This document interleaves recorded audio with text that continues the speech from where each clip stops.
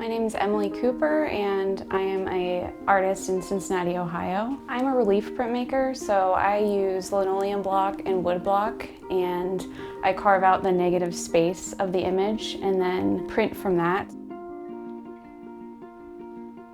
There's a lot that goes into the process, but first what I do is I design my original design and then I transfer that onto the block so that it can then be carved. The areas that I carve out, those are the areas that won't be printed, and then the areas that are left uncarved at surface level is what the ink will go over.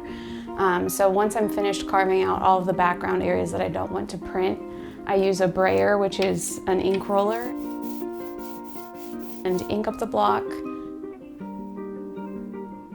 And then I put paper over the block and put it through a press.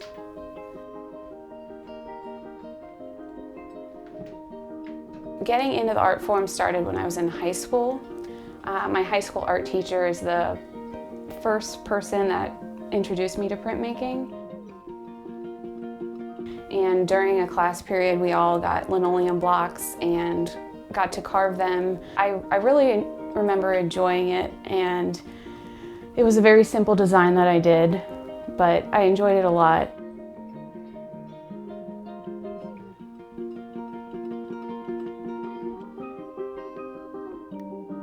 Fast forward like 15 years later, I completely forgot about the art form, and I was in my previous career as a sign language interpreter. And one day I went to a high school to substitute for another interpreter. The students were in art class that day. They were taking a printmaking class, but it piqued my curiosity, and I quickly went to an art store and picked up some of the supplies and then started doing it on my own. When I was younger, my dad would sit at the kitchen counter with me and teach me how to draw, and one of the things that he really focused on was faces. I just have memories of sitting at the kitchen counter at my parents' house and him telling me to look at pictures of faces and telling me like what to look for, not to draw lines, and to think about shapes and shading. And that's something that really ignited my passion for art at a young age. It's still something that you can see in my art, that I like faces, and drawing on the side is just a hobby that I've kept, and I enjoy practicing every once in a while outside of printmaking. My inspiration for sitting down and carving is the calm that nature brings, nature and animals, and just the little moments in life where you get to enjoy little parts of your day.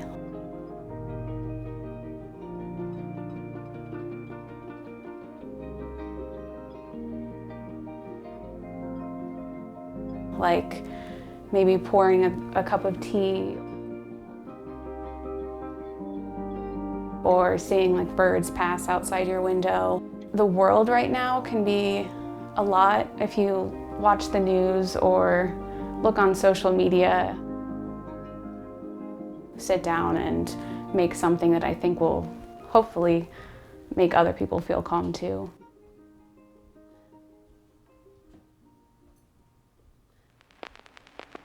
My queer identity does come through my artwork. I am married to a woman, and there are different pieces of art that I've made that have women together and portraying love between women. That's something that has been a theme, and that will continue to be a theme in my work. Showing queer art and representing queer people in artwork is really important. I remember when I was in high school and I was reading in my art history class about artists. It was very uncommon to read about queer people who were in the art field, and it wasn't something you saw very often. Nowadays, you see more about queer people represented in television and film and the music industry, and it's really nice. And I remember being a young closeted lesbian myself when I was like in high school and watching some films or seeing musicians that looked like me or did things like me, and it was really important because you feel like you're not alone. And so whenever there's queer art represented, I think the queer community that is marginalized feels like they connect to another group of people, and it's just important for your identity to know that you're not alone. I think it's really important that people who don't necessarily belong in that marginalized group of people see queer art in many different, just different media in general. I hope that my artwork makes people feel calm, and when they have it on their walls, they can come home from a long day and look at it and just have a sense of peace. I hope that my artwork reaches people and gets them to that place of peace. And also, if my artwork does reach young queer people who are closeted and maybe concerned about coming out or showing themselves to the people in their orbit, hopefully it makes them feel like they're not alone. If there's one thing I want to tell people about queer art, it would be just to digest it, to watch movies, listen to music, take in queer art in all different forms.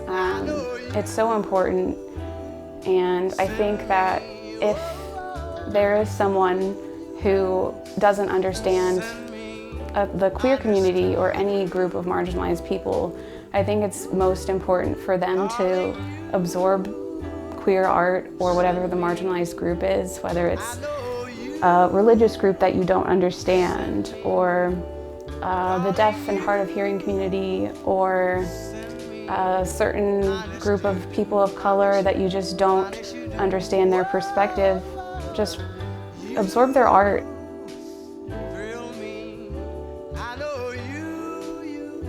I can be found online at emilycoopercreations.com or on social media at Emily Cooper Creations. At first I thought it was infatuation, but ooh, it's lasted so long. Now I find myself wanting to marry you and take you home. Whoa.